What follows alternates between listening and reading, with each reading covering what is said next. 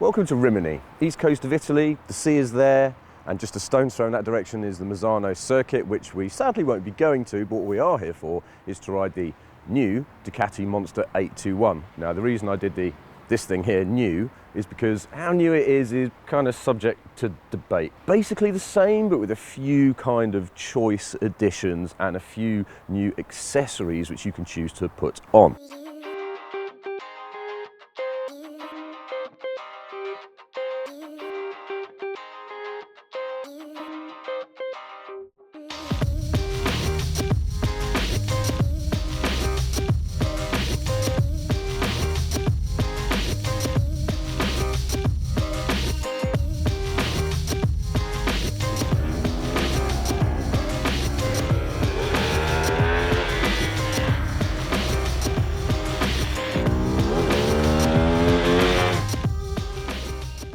So what Ducati did to kind of say, sorry, the bike is not brand new, is took us to a lovely restaurant, gave us some nice food, sat us down, gave us a presentation as well, just to kind of give us the reasons why they changed the bits and pieces. Some of the changes on the bike are quite subtle. There are differences, but you kind of would have to look in the spec sheet to see what they are. So if you take, for example, the tank here, the fact of the matter is that it is actually, beautifully sculpted as it actually holds about a litre less fuel than last year's bike. The seat unit is also nicely sculpted, but quite difficult to see the differences, although the exhaust is quite obvious in its differences. And then there's new foot pegs, there's some LED position light, but the big change is the full colour dash, because these days everyone loves a full colour dash. So Ducati have gone to town on that. It comes not only in black and red, but the Monster is once again in yellow, and they're kind of remarkably proud of just this colour, which is, you'd think is maybe mad, but then it's, you know what, it's good to have yellow Ducatis back in the fold once again.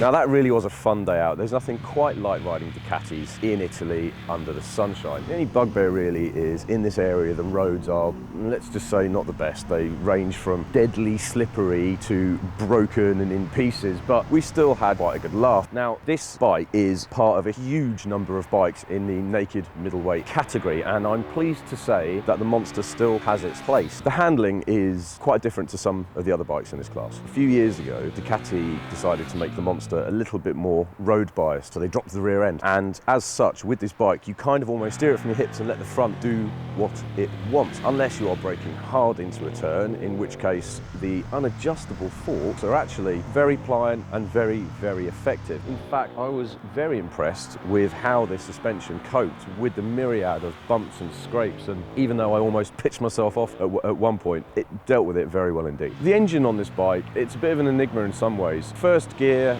like first gear on many motorcycles, is, apart from pulling away, it's fairly redundant, it revs quite quickly. The best gear on this bike is actually second gear. It's got real nice zing to it. All the other gears seem over-geared. With that, it sometimes makes the bike a little bit lazy, even if you have it in sport mode. That's not to say it's slow, it's far from slow, but part of me might want just a little bit more oomph, which something like the aftermarket Terminoni cans that Ducati do might provide.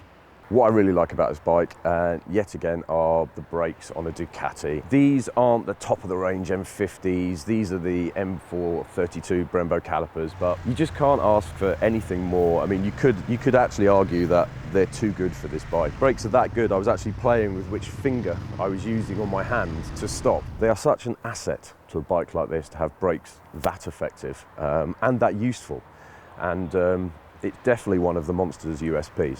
One thing you kind of have to watch out for a little bit with the Monsters, although not so much around these roads, is if you are riding like you stole it, ground clearance can sometimes be an issue. However, it's not as much of an issue as last year's 821, because another change is that the rider pegs and pillion pegs are now separate, whereas last year they were all included in one great big conglomeration. The new colour dash from Ducati is wonderful. It's as good as all the other kind of dashes. It's got its own like little life when you change the modes, and you can still go in and adjust other things in the modes like the ABS setting and the power delivery. And it does add a little bit of Gucci-ness. There are only some bikes in this class that have a dash as nice as this. As for the modes, we have Sport, Touring and Urban. Now, Urban is the one that I would probably just never use ever because it knocks about 30% power off. But if you just want something gentle in the rain or whatever, it will do its job. Touring gives you full power, which on this bike is slated as being 109 horsepower and 86 newton meters of torque. But in touring, it's basically not as eager, shall we say. And then you have Sport, which does what it says on the tin. So it gives you the full beans bike with the full beans delivery.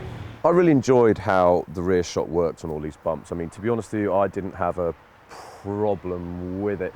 Again, my only issue for a bike that costs roughly £10,000 is that the front is completely unadjustable. Now, it did everything I wanted, but even if the adjustment was limited, I kind of think it would be nice it would be there. And it's a bit un-Ducati-like to have a chassis where you can't fiddle a little bit more. But at the same time, it's hard to criticise when it felt as good as it did, if you can see what I mean. And the range of damping within the fork, for me, was excellent. It's no Bretale or Street Triple when it comes to track handling, but it's good enough for the job.